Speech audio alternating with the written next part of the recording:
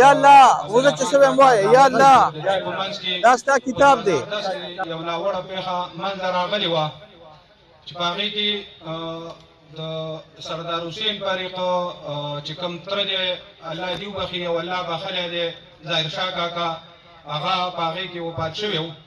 دا 15-14 کاله په دې پنډال کې به ډېر مشران سپین ږیري ناست دي چې دوی پکې ښې منډې ترړې والې وي، خو خبره مطلب په هغه ځای باندې نه منلم. زه راتلم یو سپین ږیری دی د دې علاقې ډېر مشر سړی دی، هغه د دې سردار حسین د فاریق نه داسې لږ ګیلمنه مو ویل چېرې زه ورغلم او زمونږ په خوله باندې کار ونه کوو او زه نه ځم او دا ما ورته وویل چېرې ته خامخا ځې دا ولې به نه ځې دا خو مطلب دلته د قومي خبره ده او د الله د رضا لپاره موږ دا کار کړی دی تاسو به ځئ. نو دا حساب نه ډېر خلک په دې کې تلي وو، تقریبا 50-60 جرګې په دې کې راغلي وي،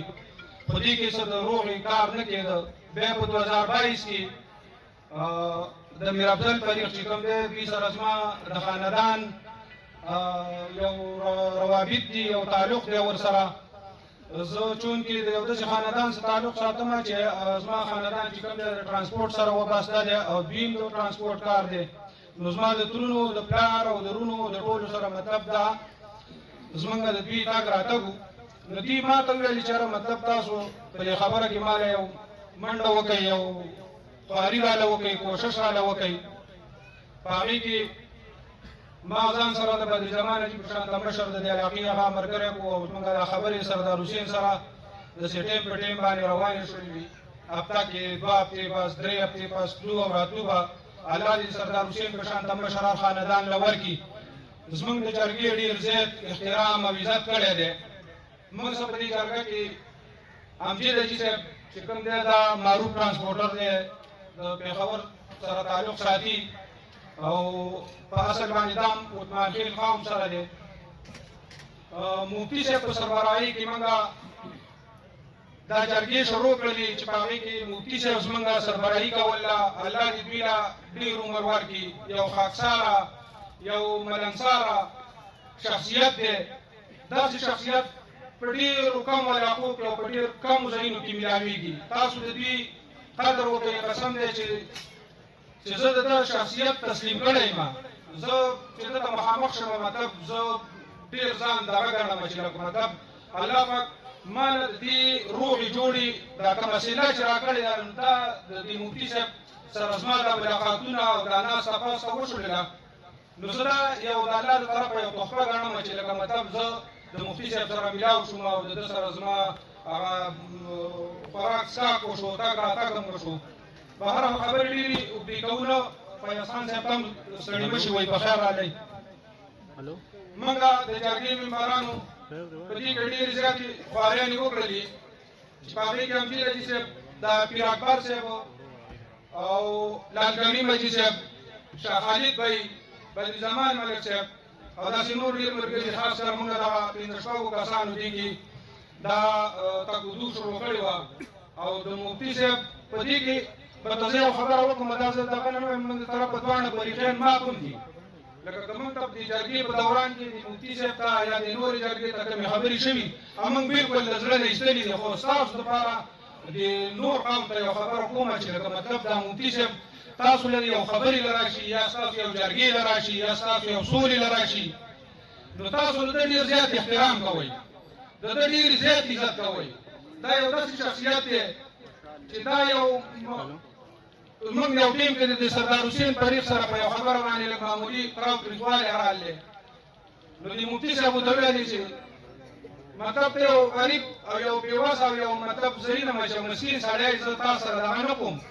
خو د دې علاقې د یو خان یو نواب ما ته په داسې لهجه خبره وکړي چې بیا پته ولګي. نو زه د دغې والا نه یم چې لکه مطلب یا د جرم وږی مې یا د دغه وږی یم. حالان کې موږ په دې کې 2 کروړه روپۍ جرم ایښی و. دا فیصله موږ لیکلې وه، خو بعضې خبرې داسې وي چې مطلب اونچ نیچ پکې راځي. هغه تحفظاتو هغه موږ ویستله او خبره موږ دا ختمه کړله. دوی له موږ ونیم جربه ځمکه چې کومه ده هغه د میرافضل فاریق باندې کېښودله چې د هغوی پداري ځمکه ده. هغه به ورته ورکوي چې جرب ځمکه د مدرسې سره خواته ده او باقي ځمکه هغه شیر علم پلوسی کلی چې دوی هلته به ورته موږ د جرګې په ذریعه باندې ورکوو او د کونډې او د یتیمانو نه موږ څه یو معاوضه یو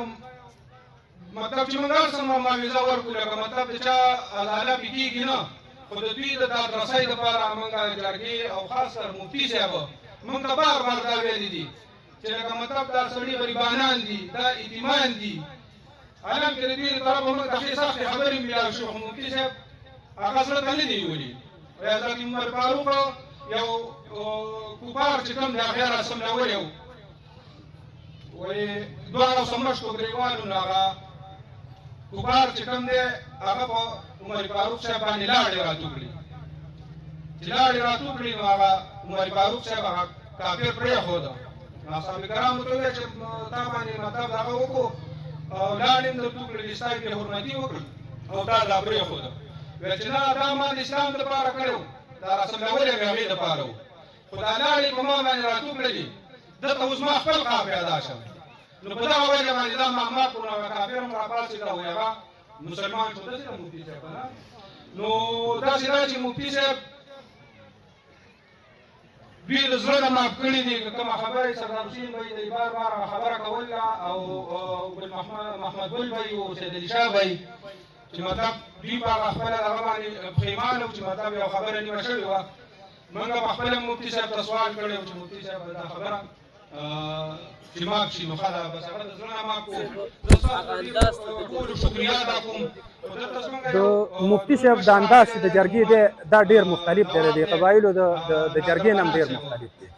زمونږ د قبایلو په جرګه کې د فریقین نه چې کوم دی د هغې نه ضمانت هم په سختۍ سره اخیستی شي مطلب د هغې نه فیس هم اخیستی شي د هغې نه د ګاډو